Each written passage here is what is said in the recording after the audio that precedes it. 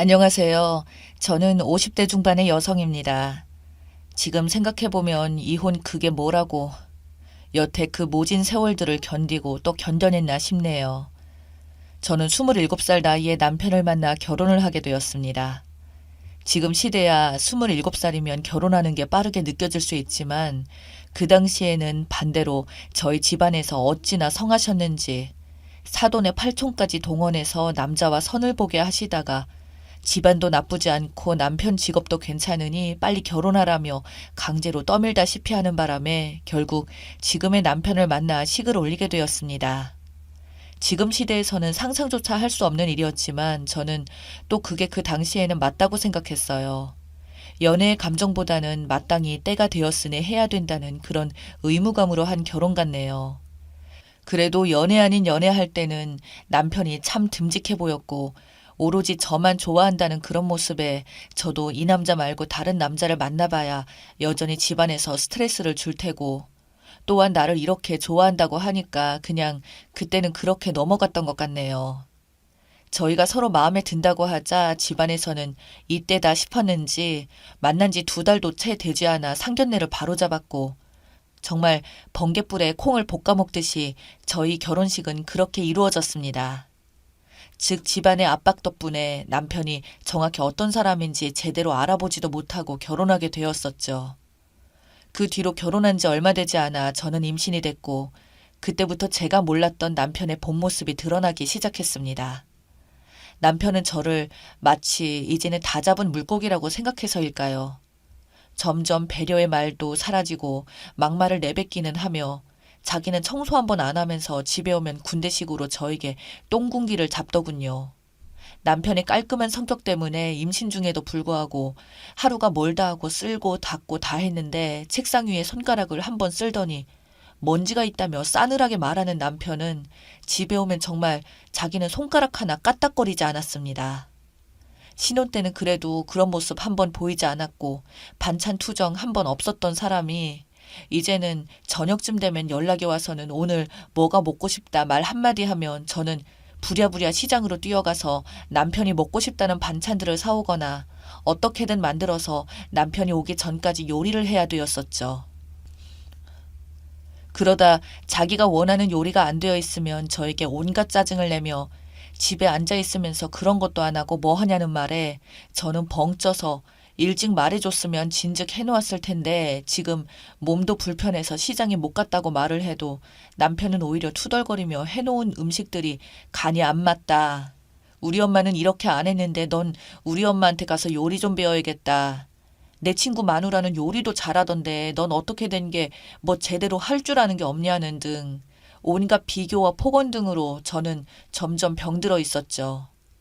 저도 처음에는 남편의 내조를 잘 하려고 노력했지만 계속되는 남편의 지적질에 저 역시 참다 참다 화가 났고 참다 못해 터졌던 건 제가 만삭인데도 불구하고 남편은 저에게 요리 가지고 투정 부린 날이었어요.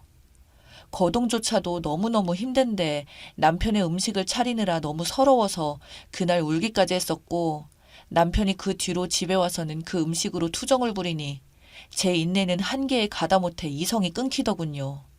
저는 그래서 남편과 소리를 지르며 싸움을 하자 남편이 저에게 내뱉은 말은 너무나도 충격적이었습니다. 내까짓게 화내면 어쩔 거냐고, 아이 낳고 버려져 봐야 정신 차릴 거냐며 만삭인 저에게 협박을 하더군요. 바보 같게도 그 상황에서 너무 당황하고 놀래서 아무 말도 못했었고 그저 꿀먹은 벙어리처럼 남편만 쳐다보고 있자 남편은 저를 비웃으며 앞으로 자기 말 잘 들으라고 그럼 최소한 버리지는 않을 거라며 협박을 하더군요. 그땐 만삭인 제 몸과 그동안 남편에게 세뇌를 당하다시피 하니 버려진 자존감들은 저를 꼼짝 못하게 만들었고 남편이 저를 버린다는 말에 화를 내기보다는 버려질까봐 두려웠습니다. 그러나 그런 남편도 어쩌지 못하는 일이 발생했었죠. 바로 시어머니가 당뇨에 중풍까지 와서는 전신마비가 되는 일이 발생되었습니다. 그러자 남편은 제 눈치를 보더니 엄마를 우리가 모시고 살아야 될 듯 하다며 저에게 말을 하는데 기가 막히더군요. 그래도 결혼할 때 시댁 도움도 많이 받았던지라 거절할 명분도 딱히 없어서 그때부터 어쩔 수 없이 시부모님을 모시고 살게 되었습니다. 그러나 결코 쉬운 일이 아니었어요. 시어머니는 편찮으셔서 거의 하루 종일 누워만 계시니 그만큼 입은 심심한지 제가 일을 하고 있으면 바로 저에게 애미야! 라고 누워있던 방에서 저에게 수시로 소리를 지르셨고 전 청소나 밥을 하다가도 냉큼 시어머니에게 달려가서 원하시는 걸 항상 들어드려야 됐고 TV 리모컨도 제대로 못 누르시니 제가 그걸 일일이 다 해드려야 했었죠. 그뿐만 아니라 어머니의 소변 그리고 욕창 때문에 목욕까지도 매일매일 제가 해드렸는데 남편은 그래도 자기 엄마라 눈치 보면서 초반에는 도와주더니 그것도 한 반년쯤 지나자 노인네 냄새와 똥냄새 등이 난다며 집에 들어오는 것도 싫어하더군요. 그럴 수밖에 없는 게 시어머니가 그렇게 했으니 어쩔 수가 있겠습니까? 그런다고 요양원 같은 데 보내기에는 남편이 돈이 없다고 말을 했지만 실상은 그 돈이 아까워서 본인 엄마한테 쓰는 것조차 아까워하고 있는 걸 알고 있었습니다. 게다가 시어머니께서는 재산이 좀 있으셨어요. 자기 죽으면 상속하라며 절대 먼저 돈을 주시지 않더라고요. 그리고 무엇보다 어머니가 요양원 가는 걸 싫어했거든요. 대신 자신이 죽을 때까지 쓰라며 저희 집에 들어오면서 주신 큰 돈들이 있었기에 그 돈으로 치료비나 돈 들어가는 건 문제가 없었습니다. 정말 3년 병에 효자 없다는 말 들어보셨나요? 모르겠지만 저는 그 생활을 3년도 아니고 5년도 아니고 무려 10년가량 했습니다. 그렇다 보니 제 몸 역시 골병 들기 시작했고 시어머니도 계속 누워만 있고 몸이 불편하니 점점 많이 날카로워지시더군요. 급기야 나중에는 저에게 욕설까지 하며 저희 아이들과 저를 너무나도 고통스럽게 했습니다. 시모는 저에게 내가 너 때문에 이렇게 되었다는 둥 조금이라도 늦게 오면 내가 죽었으면 좋겠지 나쁜 거사 라며 온갖 입에 담을 수 없는 욕설을 하는 시어머니. 남편도 그게 너무 고통스러운지 결국은 시어머니와 상의 끝에 요양원에 보냈지만 시어머님은 다시 요양원에 있기 싫다며 온갖 난동을 다 부려서 반년도 못 되어서 저희가 다시 저희 집으로 모실 수밖에 없었네요. 그 뒤에도 온갖 고생을 하다가 어머니 중풍이 너무 심해져서 끝내는 말까지 못하게 되었을 때 정말 그러면 안 되지만 마음이 오히려 나아졌습니다. 적어도 이유 없이 욕먹는 일들은 없어졌으니까요.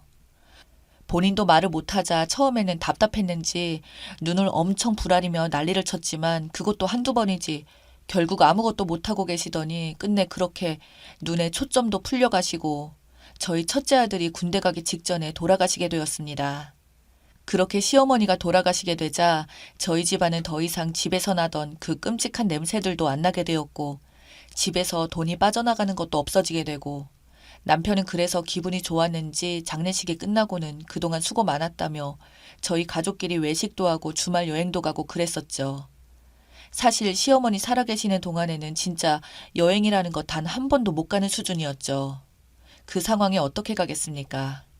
몸도 불편하시지 시어머니 거동도 못하시지 그렇다고 시어머니 혼자 놔두고 저희끼리만 갈 수는 없었으니 그렇게 몇 년간 창살 없는 감옥처럼 답답하게 지내게 되었다가 드디어 해방감을 느꼈었죠. 저도 이제 밖에 나가서 식당에서 일도 시작했습니다. 저희 애들도 어느덧 성인이 되었거든요.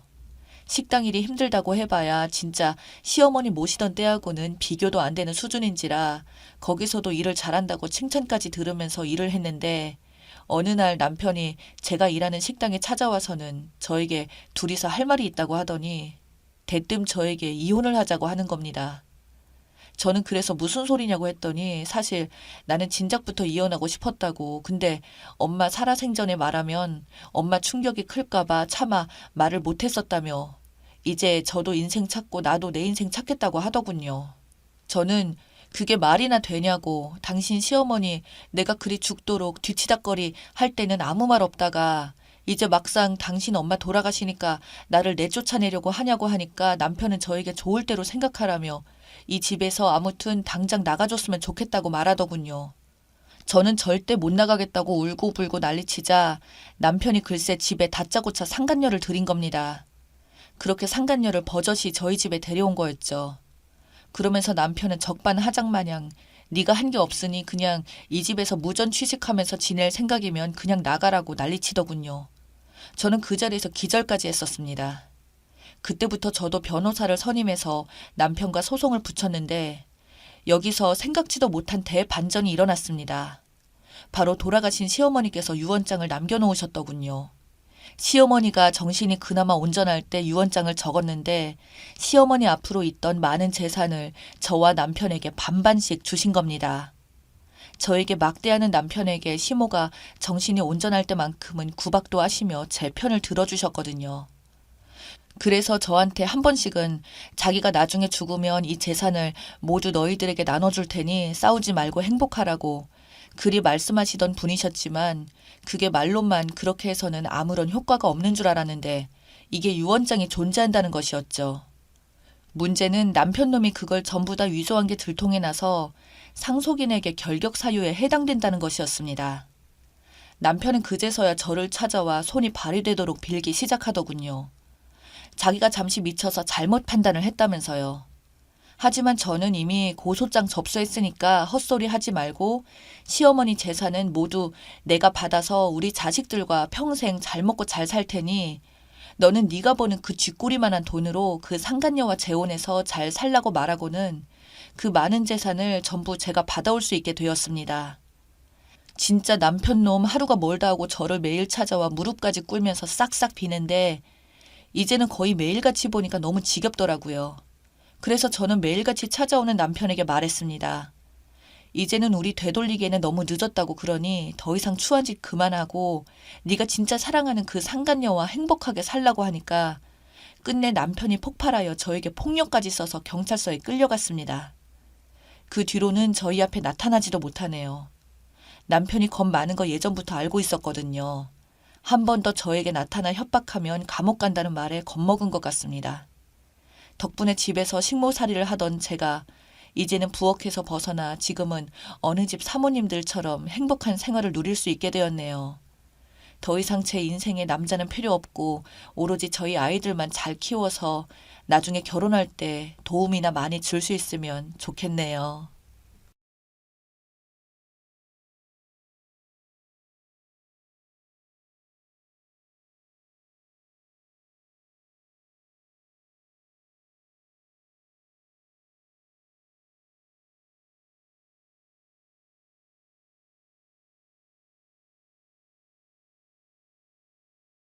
저는 누구나 다 아는 공기업에 근무하고 있습니다.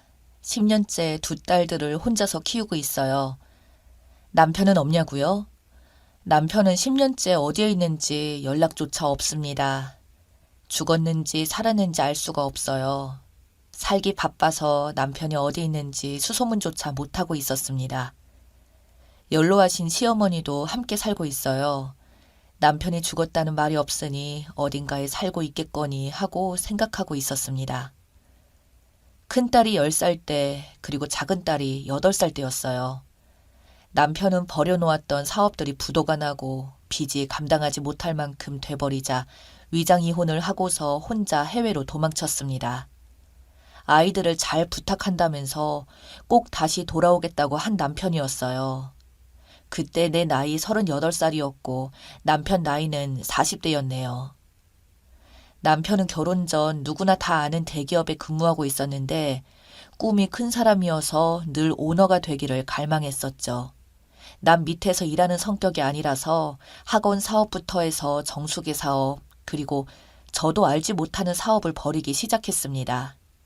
남편이 워낙 똑똑하고 사교성이 좋아서 처음엔 순풍에 돛단 듯 순조롭게 사업이 잘 진행되었어요. 거기서 멈췄어야 했는데 처음 시작한 사업이 잘 되어가는데 고무가 되어서 사업을 확장하기 시작했습니다. 특별히 금전적으로 뒷배경이 없었던 남편은 기존 사업을 보증으로 새로운 사업의 투자 유치를 과감히 해내가면서 무리하게 사업을 확장시켰어요. 하지만 늘 변수가 생기는 법이죠. 아무도 예상치 못한 믿었던 동업자 형이란 변수가 커졌습니다. 사업을 확장하기에 바쁘다 보니 주변 관리에 소홀한 탓이었죠. 그러면서 도미노식으로 걷잡을 수 없이 사업이 어려워지기 시작하더니 급기야 부도가 터지고 투자했던 사람들의 빚 독촉에 시달리기 시작했습니다. 유일한 안정적인 수입인 제 월급이 압류당하는 걸 막으려고 남편은 위장 이혼을 하자고 했었고 저희 회사에까지 빚쟁이들이 찾아오니까 혼자서 해외로 나가 있다가 돈 벌어서 다시 오겠다 하고는 어머니와 애들을 잘 부탁한다고 하면서 야반도주 하듯이 도망쳤습니다. 제 남편이 안 보이자 채권자들도 차츰 찾아와서 괴롭히는 일이 잦아들었어요. 그리고 아이들도 차츰 아빠 없이 사는 것에 익숙해졌고요. 저도 물론 시어머니가 살림을 조금 도와주시긴 했지만 회사에 애들 교육에 살림에 정신없는 세월을 보냈어요. 그래서 한 번씩 남편의 근황이 궁금하긴 했지만 연락 한 번 주지 않다 보니 아무도 남편 생사는 모른 채 세월이 지나왔습니다.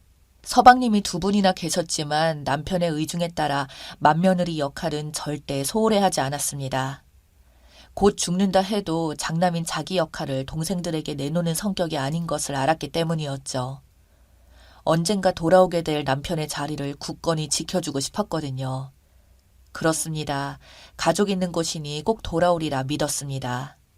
그런 시간들이 차곡히 쌓여서 10여 년이 훌쩍 넘어가니 모두들 수군대기 시작했어요.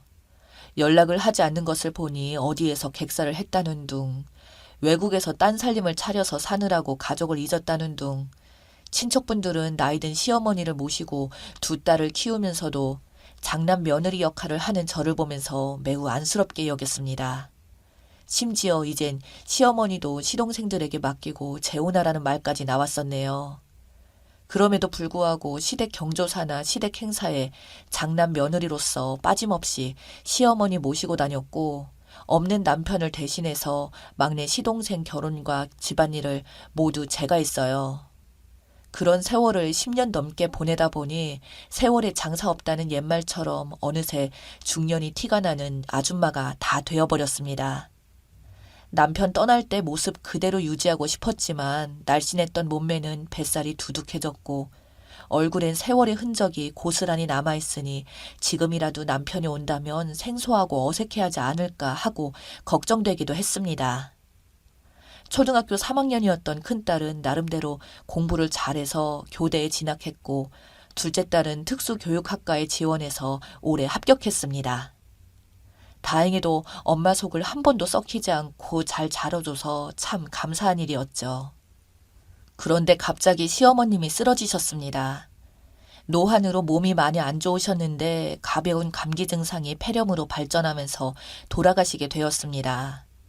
마지막에 큰아들을 보고 싶다고 하시면서 이젠 안 오려나 보다고 하시면서 저보고 기다리지 말라고 하셨습니다. 그동안 티내지 않으셨을 뿐이지 큰아들을 무척이나 기다리셨던가 봅니다. 결국 아들 얼굴 보지 못하고 돌아가셨어요. 그때 남편이 보고 싶더군요. 어머니가 돌아가셨는데 어디서 죽었는지 살았는지 생사 확인이라도 했으면 좋으련만 아마도 모두 연락 못하는 중요한 이유라도 생긴 것이 아닌지 걱정이 되었습니다. 그렇게 시어머님은 마지막까지 큰아들을 그리워하다 하늘나라로 가셨어요. 코로나 때문에 장례식장에는 가까운 친척들과 시동생들, 가족들과 저희 두 딸이 지키고 있었고 절만 간단히 하고 대부분 식사하지 않으시고 가셔서 대체로 한산한 분위기였습니다.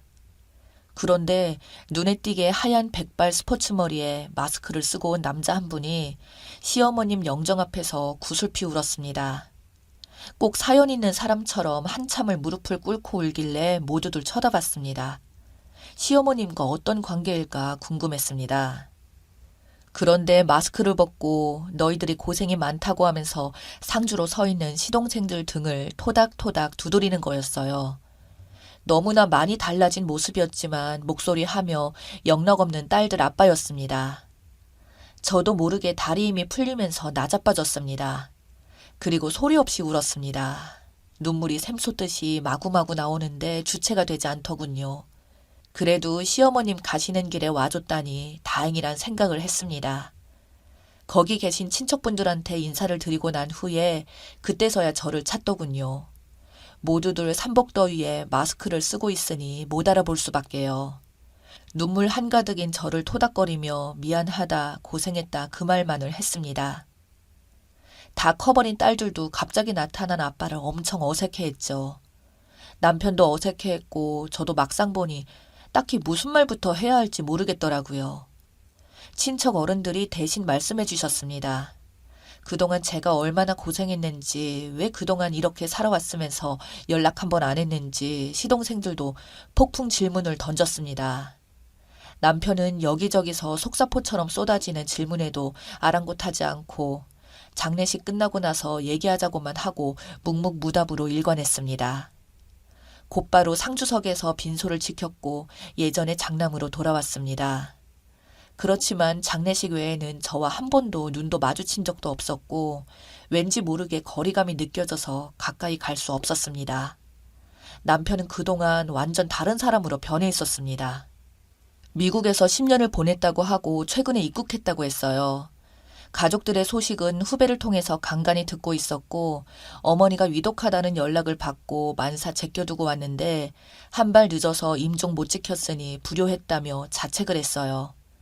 그동안 미국에서 부동산 중개업을 하고 자리를 완전히 잡을 때까지 고생이 이만저만이 아니었다고 했습니다. 그놈의 병 때문이었네요. 사업병 때문에 일에 집중하느라 그 세월을 다 보내버린 거였습니다. 틀림없이 어느 정도 사업을 일구어서 금이 환영하려는 욕심 때문에 처자식과 어머니와 동생들에게도 연락 한 번 안 한 거네요. 장례식이 끝난 후 식구들이 모두 집에 모였습니다. 시동생들이 형 왔으니 오래 머물러 가라고 했고 아니면 저를 데리고 가라고 했습니다. 이제 그만 떨어져 살라면서 형수도 이번 기회에 회사 퇴직하고 형 따라가라고 했습니다. 남편은 안 된다고 단호히 말하더군요. 미국에 당장 돌아갈 거고 정리가 잘 되면 돌아오겠다고 했는데 언제라고 기약할 수 없다고 했어요. 그리고 딸들 결혼식 때는 무슨 일이 있어도 온다고 다짐을 하는 걸 보니 영원히 이곳을 떠나려는 심산인 것 같았습니다. 그리고 딸들 결혼식 자금과 대학비를 보내주겠다고 하면서 저희는 위장 이혼이 아니라 진짜 이혼을 하자고 해서 깜짝 놀랐습니다. 그동안 시어머니 모시고 딸들 키워준 것 보상해주겠다고 했어요. 그리고 굳이 집을 놔두고 호텔에서 지내더라고요. 저한테 전혀 애정 없이 보였고 남남 같아졌더라고요. 혹시나 여자가 있지 않나 물어볼 필요도 없겠더라고요. 그리고 무엇이 급한지 문자로 제 명의로 된 새 아파트를 주겠다고 했는데 거절했습니다. 이것 먹고 떨어져라는 기분이 들어서 정말 싫었어요. 정말로 진짜 이혼한 것 같아서 싫었죠. 난 단지 남편이 꼭 돌아오겠다는 말만 믿고 내 가족이라서 시부모님도 모셨고 시동생들도 함께 챙겨왔는데 나를 남보듯 하다니 슬펐습니다. 그러다 이왕 이렇게 된 거 이혼하자고 했습니다. 그리고 남편에게 제안을 했어요. 나에게 진짜로 보상을 하고 싶으면 지금 가지고 있는 것의 80%를 달라고 했습니다. 그거 주고 떠나라고 했어요. 지난 10년 동안 내 모든 것을 당신의 자식과 시어머니 봉양에 그리고 내 그동안의 세월을 쏟아부었으니 80%도 아깝지 않을 것이라고 했죠. 그렇지 않고서는 절대 놔줄 수 없다고 했습니다. 다 주고 떠나던지 우리 가족들 옆에서 나와 있던지 당신이 결정하라고 했습니다. 고개를 끄덕끄덕하며 깊이 생각해보겠다고 하고서는 미국으로 소리 소문 없이 떠났습니다. 이런 식으로 다시 떠난 남편, 아직도 그런 남자를 나는 남편이라고 부르고 있으니 한심하네요. 아무리 10년 동안 떨어져 있었다고 해도 그래도 저는 아직도 두 딸을 낳고 키워온 와이프인데 저한테 아무런 감정이 없는 걸까요? 저는 남편이 그동안 어찌 지냈는지 아직 많은 것들이 궁금하기만 한데 마주 앉아 다행히도 얘기도 나눠보지 못하고 홀연히 떠나갔네요. 어디 간다 말도 없이 가는 남편이 야속하기만 합니다. 적어도 애들을 어떻게 키웠는지 어떻게 생활했는지는 물어봐야 하는 건 아닌지 정말 너무 서운해서 눈물이 납니다. 연락처도 알고 있으면 전화 한 통도 하기가 그리 힘들었을까요? 그리고 미국에 도착했으면 도착했다고 연락해주면 어디가 덧나나요? 그리고 딴 여자 만나서 살림 차렸으면 그랬다고 말해주면 안 되나요? 그리고 나를 싫어하는 건 태도로 이미 알고도 남겼는데 애들 엄마로서 그냥 대해주면 안 되나요? 내 남편이 집을 떠나 있었던 10년 동안에도 이렇게나 남편 때문에 힘들지 않았는데 막상 실물을 영접하게 되니 정말 힘듭니다. 무표정한 얼굴과 지극히 냉정한 말투 그리고 거리감 등이 저를 힘들게 했습니다. 처음부터 나타나지 않았다면 모를까 갑자기 뿅 나타났다가 10년 전에 야밤에 몰래 도망쳤던 것처럼 이번에도 도망치듯이 가버리니 지난날이 후회가 되네요. 그러던 중 어느 날 미국에서 남편에게서 전화가 왔습니다.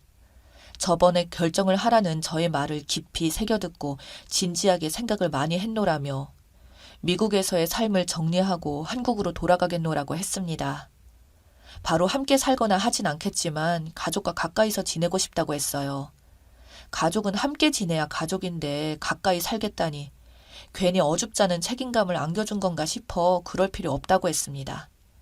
여태 하고 싶은 대로 하고 살았으니 이제 와서 처자식이 발목 잡고 싶지 않다고 했고 편한 대로 하고 살라고 했습니다. 아무튼 미국 생활을 차츰 정리해 갈 테니 조금만 기다려달라고 하더군요. 언뜻 들으면 정말 반가운 소리 같지만 미국 생활 접는데 정리할 시간이 또 얼마나 걸릴지 알 수 없는 노릇입니다. 남편의 사업에 대한 영광과 욕심을 다 아는 처지라 쉽게 정리하기까지 엄청난 시간을 갖고 기다려야 할 것 같기에 저는 기다리지 않겠노라고 말했습니다. 남편은 또 언제 올지 기약이 없습니다. 이제 기다리지 않고 두 딸에게만 기대서 내 인생을 새로 다시 출발해야 할 것만 같습니다. 위장 이혼을 하고 처자식을 버리고 갔을 때 10년 전에 이미 남편은 우리 가족이 아니었음을 이제야 깨닫습니다. 여러분들, 저희 새로운 출발을 응원해 주세요. 읽어주셔서 감사합니다.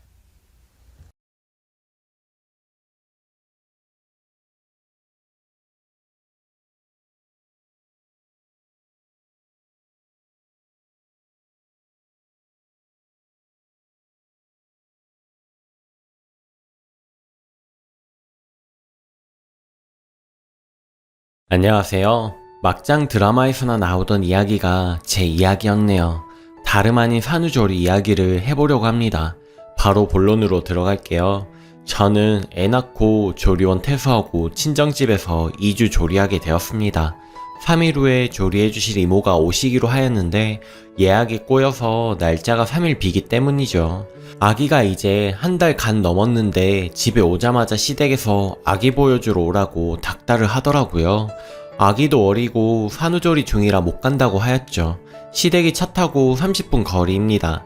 더군다나 과거에 시부모님이랑 저랑 대판에서 사이가 엄청나게 안 좋아서 시부모님이 불편하거든요. 그런데 뭐 애 낳았고 시부모님 혼자 풀리셨더라고요. 그 전에 이야기도 너무 많지만 자칫 다른 길로 셀 수 있으니 생략은 할게요. 그런데 진짜 머저리 같은 남편놈이 제 마누라랑 애 생각 안 하고 광복절에 간다고 말을 해놓았더라고요. 진짜 지금 생각해도 열받네요. 열받아서 제정신이냐고 버럭하니까 시어머니가 조리하러 친정을 가면서 시댁은 왜 못 오느냐고 뭐라고 해서 어쩔 수 없었답니다. 친정도 저희 집에서 30분 정도 거리거든요. 친정은 조리하러 간 거고 내가 시댁 가면 발이나 편히 뻗고 있을 수 있겠느냐고 생각이 없느냐고 난리치고 대판 싸웠죠. 남편이 시어머니랑 통화하더니 우리 엄마가 조리해준다고 도우미 취소하고 일주일 있다 가래 하면서 가자고 징징거리더라고요. 진짜 분위기 파악이 안 되는 건지 열이 막 뻗치더라고요. 광복절 지나면 당신 일하는데 나 혼자 있으라고 했더니 엄마가 진짜 산후조리 제대로 해줄 거라고 마음 편히 있으라고 찌꺼리더군요. 결론은 짐 싸서 출발했습니다. 갈 때부터 각오는 단단히 하고 있었습니다. 친정에서 산후조리하고 엄마 100만원 드렸습니다. 그래서 출발 전에 신랑한테 말했죠. 일주 조리하고 시어머니께 50만원 드리겠다고 하니 신랑이 좋아서 오케이 하더군요. 광복절 점심 전에 시댁에 도착해서 시어머니 막이 받아드시고 왔느냐고 오느라고 고생했다 하시더군요. 시아버지는 소파에 앉아서 왔느냐 하셨죠. 도착하자마자 어머니 힘드실 텐데 조리해 주실 수 있으시겠어요? 물어봤습니다. 진짜 세상 인자하게 웃으시며 애 셋이나 키웠는데 산후조리 못 해주겠냐고 말씀하시더군요. 그래서 감사하다고 적은 돈이지만 받아두시라고 50만원을 드렸습니다. 어머님 좋아하시면서 친정처럼 편히 지내다 가라 하시더라고요. 그리고 방에서 좀 쉴게요 하고 신랑 예전 쓰던 방에서 신랑을 불렀습니다. 이불 피라고요. 신랑 침대인데 안 쓰고 있어서 이불 다 걷어 놓았더라고요. 그래서 신랑 시키고 멀뚱멀뚱 서서 신랑 이불 펴는 거 구경했습니다. 그리고 누워서 신나게 핸드폰 게임을 했습니다. 거실 나가보니 아기 보느라 신랑이랑 시어머니 정신 팔려 있더라고요. 시아버지는 TV 시청 중이셨고요. 어머니 배고파요 점심 주세요 했습니다. 시어머니 당황하더니 점심 먹는 걸 깜빡했네 하시면서 부엌으로 가시더군요. 다시 방에 들어와서 핸드폰 게임을 했습니다. 어머님이 점심 먹게 나와라 해서 나가보니 상에 반찬 2개뿐 아직 차리는 중이었습니다. 그래서 그냥 식탁 의자에 앉아 있었어요. 그냥 다 차려질 때까지 계속 앉아 있었습니다. 시어머니 뒤돌아서 나 흘끔흘끔 쳐다보시고는 저는 턱 깨고 앉아서 어머님 눈 마주칠 때마다 싱긋 웃어드렸죠. 점심 먹고 있는데 시아버지가 저한테 물을 떠오라고 하시더라고요. 그래서 남편도로 여보 아버님이 물 달라시네 하고 말하니까 아니다 앉아 있으라고 시어머님이 가져다 주셨습니다. 밥 다 먹고 어머님 저 먼저 일어나도 될까요? 묻고 그러라 하시길래 방에 들어가서 누워 있었습니다. 아기 수유할 때 빼곤 방에 박혀서 저녁 때까지 안 나갔습니다. 저녁이 돼서 어머님이 외식하자고 하시는데 애가 어린데 어떻게 식당 데려가느냐고 밥 차려달라고 했습니다. 결국은 짜장면 시키더라고요. 먹기 싫어서 깨작깨작 먹다가 저 들어가서 쉴게요 하고 들어갔습니다. 밖에서 치우는 소리가 나길래 거실에 나가서 남편한테 밥을 성에 안 차게 먹었더니 너무 출출하다고 나가서 참치마요 도시락 사다 달라고 했습니다. 그리고 어머님 아기 씻겨야 해요 라고 말했습니다. 어머님이 저를 쳐다보시고 남편도 저를 쳐다보더라고요. 그때 아버님이 저를 보시더니 커피 한 잔 타오라 하시더군요. 그래서 여보 아버님 커피 했더니 시아버지가 저를 윽박 지르시더라고요. 네가 지금 시댁을 얼마나 만만히 보길래 가만히 자빠져 누워서 시부모를 조롱하느냐고 당장 가서 커피 타오고 과일 깎아오라고 소리를 지르셨습니다. 황당해서 대답했습니다. 제가 언제 조롱했다고 그러세요? 아버님 굳이 산후조리 집에서 하겠다는데 부르신 거 어머님 아버님이시잖아요. 무리한 요구한 것도 아니고 식사와 아기 보살핌만 맡겼을 뿐인데 왜 그러세요? 라고 말했습니다. 어머님도 갑자기 너는 산후조리가 여왕 대접인 줄 아느냐고 시어머니가 식사 준비하면 수저 넣고 반찬 옮겨놓고 해줘야지 가정교육 그렇게 받았느냐 하시고 아버님은 계집이 사내를 잡아먹으려 한다고 꾸짖으시더라고요. 기가 막혀서 바로 앞에서 친정에 전화를 했습니다. 대성통곡하면서 전화하고는 사실 그대로 다 말씀을 드렸어요. 그리고 애 데리고 방에 들어가서 문을 잠궜습니다. 1시간 있다가 친정부모님이 저를 데리러 오고 친정엄마랑 시어머니랑 대판하고 친정엄마가 아기 데리고 차 타고 아빠가 짐 트렁크 싣고 저는 제 짐 챙겨서 나와버렸습니다. 시어머니가 아기 놓고 가라는 걸 아기 모유 먹어서 안 돼요 어머님. 그리고 아까 드린 돈 주세요. 조리해 주신 데서 드린 거지 용돈 드린 거 아니에요 했더니 못 주신다고 하더라고요. 줬다 빼앗는 경우가 어디 있느냐고 하시면서요. 그래서 문자로 계좌 보내드릴게요. 보내주세요. 하고 친정에 와버렸습니다. 친정 도착해서 시어머니 휴대전화기에 계좌번호 보내니까 전화와서 싹 수 없는 애라고 욕하고 시아버지도 욕을 하시더군요. 남편 이 자식은 처음엔 화내다가 제가 이혼할 건데 뭘 그리 화를 내냐고 하니까 그제서야 미안하다고 하더라고요. 아침에 신랑은 계속 미안하다고 전화오고 카톡이 오네요. 시부모님 이제 안 보고 산다고 2번이나 이런 일 겪게 해서 미안하다고 싹싹 비는데 웃기고 있네요 진짜. 그동안 결혼하면서 정말 막장 시댁의 모습도 많이 보고 새 식구로 들어와서 배려받은 거 하나도 없어서 응어리진 마음에 불을 지피네요.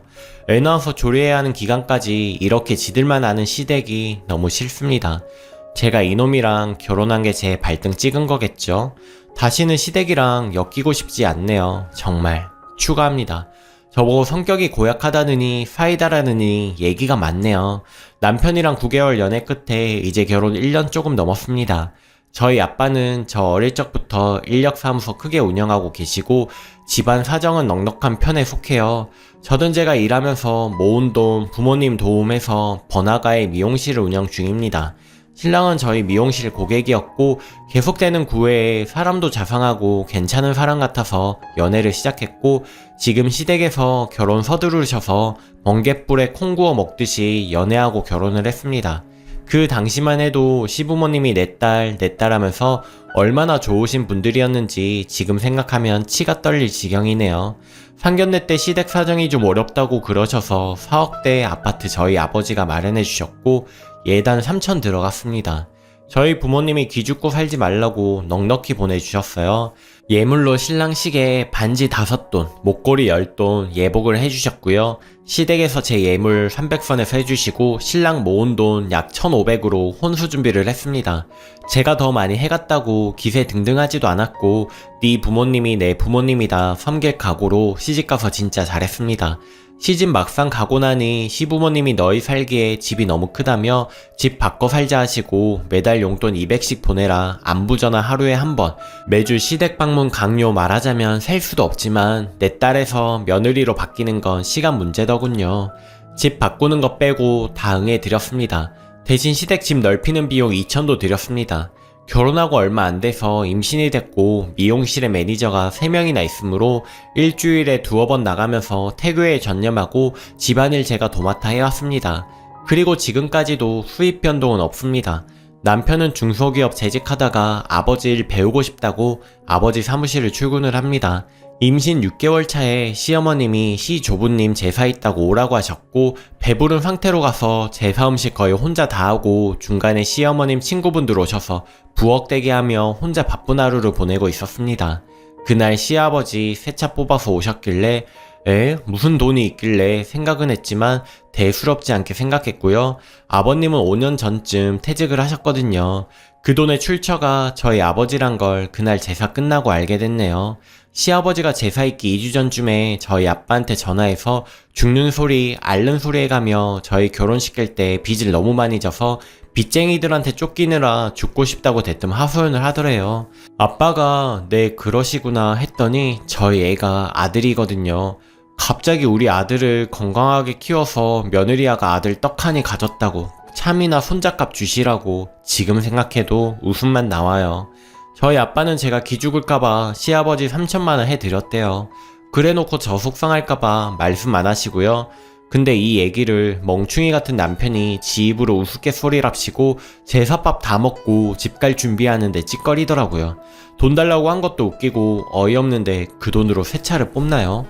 바로 친정에 전화해서 사실 확인하고 시아버지한테 가서 3,000 돌려달라고 했습니다. 어디서 건방지게 눈 부릅뜨고 대드느냐고 소리 지르시길래 우리 집이 이 집 물주냐고 아들내미 공짜로 장가 보내시고 진짜 염치도 없으시다 막말 마구잡이로 내뱉었습니다. 시어머니까지 가수해서 한바탕 하고 아들 돌려드릴 테니까 시집갈 때 드린 예단비 돌려주시고 집 공사비와 이번 주에 세차값 내용증명 보낼 테니 돌려주셔야 할 것이라고 단단히 얘기하고 택시 타고 집으로 돌아갔었습니다. 남편 놈 집에 들어와서 어른한테 말버릇이 뭐냐고 투덜투덜하며 전화하라고 하길래 내 집이니까 나가라고, 너랑 더 살 생각 없으니 아빠 사무실에도 나갈 필요 없다고 네 집으로 꺼지라고 난리가 났습니다. 이 일을 계기로 남편만 시댁 방문하고 저는 시댁과 연 끊고 용돈 200도 끊었다가 신우가 한 번만 봐달라고 자기가 돈 많이 벌어서 갚고 조카 태어나면 진짜 잘하겠다고 빌고 빌어서 용돈도 다시 드렸습니다. 신우는 그 집안 사람들과 다르게 착하고 개념도 있어서 제가 좋아하는데 그래서 제 마음이 움직였죠. 막달까지 미용실 왔다 갔다 하면서 일을 했고 집안일 흐트러짐 없이 했고 남편 아침 저녁 굶긴 적 없습니다. 9개월 차에 남편 앉혀놓고 말했어요. 막달까지 미용실 계속 나가야 하고 산후조리는 무조건 2달은 하겠다고요. 근데 미용실이 바빠서 산후조리 줄였고요. 예정대로라면 도우미 이모 일주하고 친정에 아이 맡겨놓고 일하러 나가야 해요. 아기 낳고 시부모님 대뜸 병원 찾아오셨습니다. 남편이 말했겠죠. 신우는 편히 쉬라고 꽃바구니랑 아기 내복 몇 벌 보냈습니다. 갑자기 시어머니 내 손을 잡더니 고생했다고 과거의 나쁜 기억은 잊고 잘 지내보자 혼자 그러시더라고요. 솔직히 혼자 낳고 나니 변하신 걸까 정말 미안하신 걸까 생각을 했고요. 그래서 별말 없이 지나갔습니다. 근데 변하신 게 아니라 변하시는 척 하던 거였네요. 애 낳고 친정에서는 조리하고 100만원 이건 성의로 받아두시겠다고 하시고 이건 너 주는 거 아니라고 손자 주는 거라고 대래 500만원을 돌려주셨습니다. 시댁은 일절 해주신 거 없고 친정에 있는 내내 사진 보내달라 닥달은 해주셨네요. 제가 심한가요? 심하다고 하셔도 돼요. 저는 하나도 심하지 않다고 느끼거든요. 이혼 서류 작성해서 시댁으로 보낼 예정이고요. 아침에 남편 출근했길래 아빠가 욕하면서 돌려보냈대요. 시아버지 아침부터 전화와서 울 아들 그 집 핏줄이라고 데리고 오라고 윽박지르길래 법으로 따지자고 대답하고 끊었습니다. 남편은 친정으로 오겠다고 카톡 보내놨네요. 오면 친정 엄마가 소금 뿌린다고 벼르고 계십니다. 고구마처럼 1년을 살았거든요. 이제 호구짓 그만하려고요. 얘기가 길어졌네요. 후기를 쓰게 될지 모르겠는데 여기다 쓰니 속은 시원하네요. 읽어주셔서 감사하고 제 입장에 이입해서 응원해주신 분들 모두 감사합니다. 혼자라고 애 못 키우나요? 떳떳하게 잘 키울게요. 그리고 애 낳고 짜장면 참치 마요 얘기하시길래 말씀을 드립니다. 저는 지금 전량이 너무 적어서 직수했을 때 아이가 답답해서 잘 안 물어요.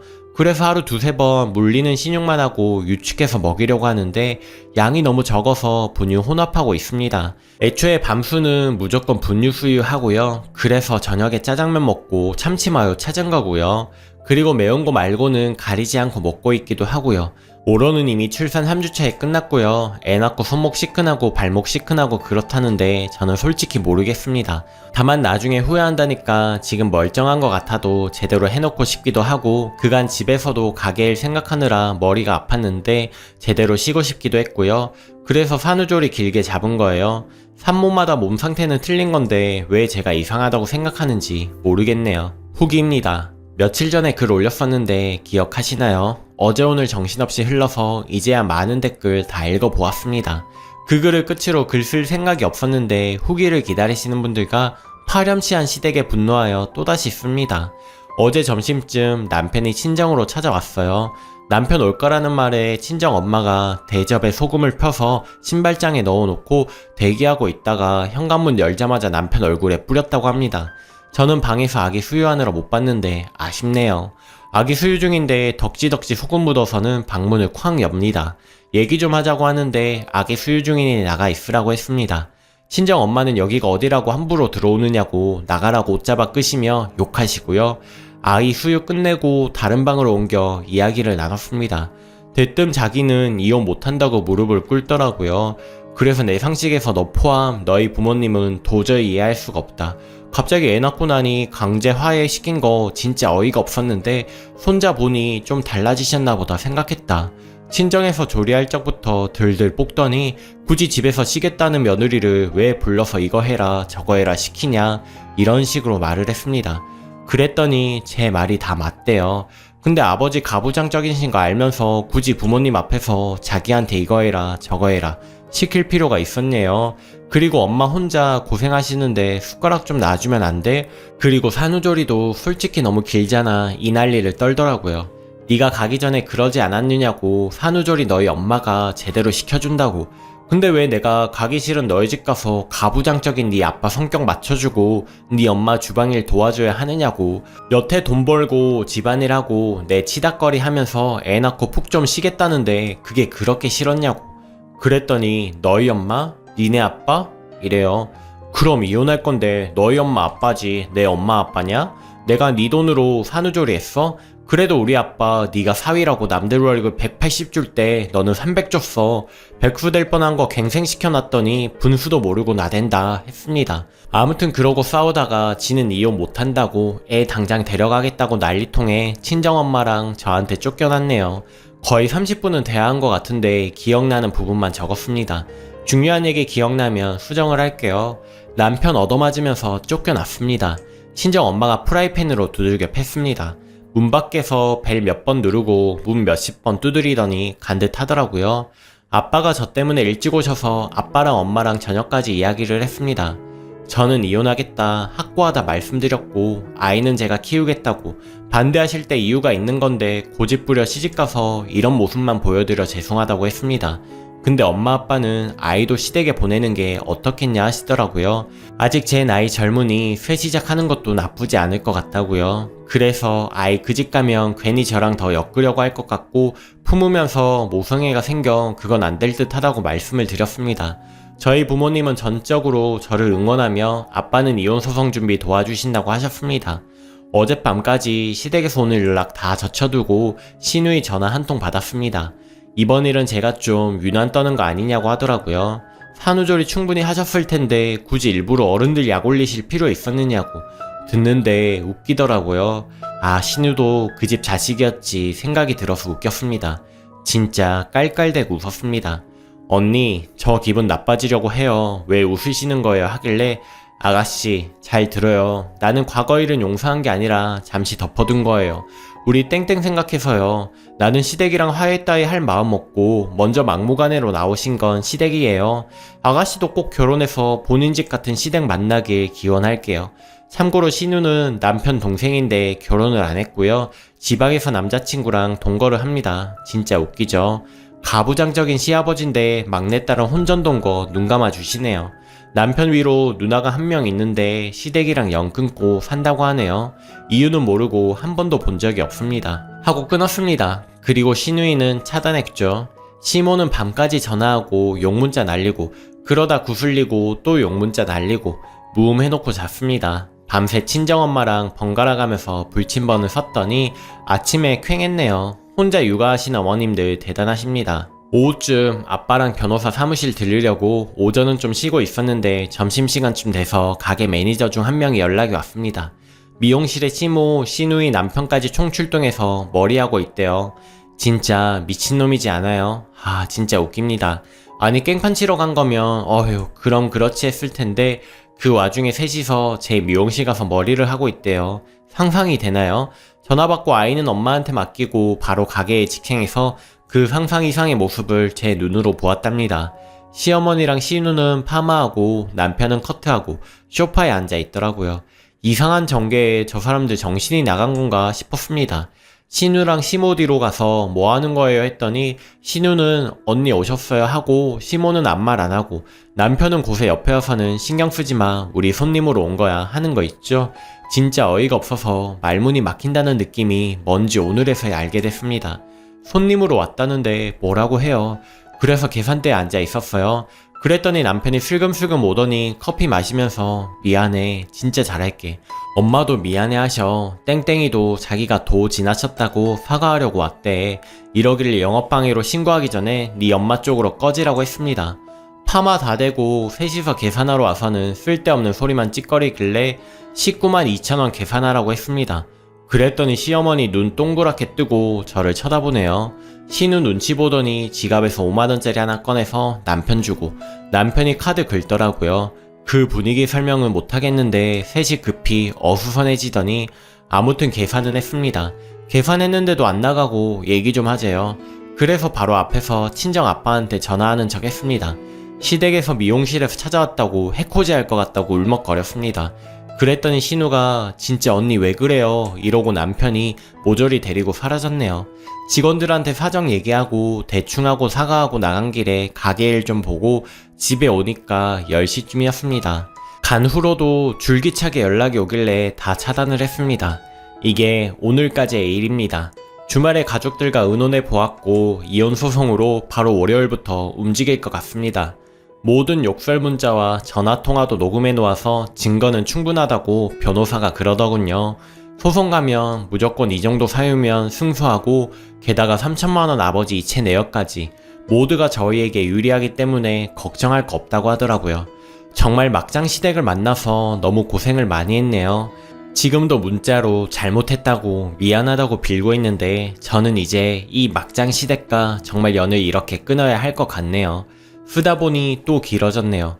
응원해주신 여러분들 덕분에 정말 많은 도움이 되었습니다. 읽어주셔서 감사드리며 행복하시길 바라겠습니다. 오늘도 낭만캐스터를 시청해주셔서 감사합니다. 여러분은 어떻게 생각하시나요?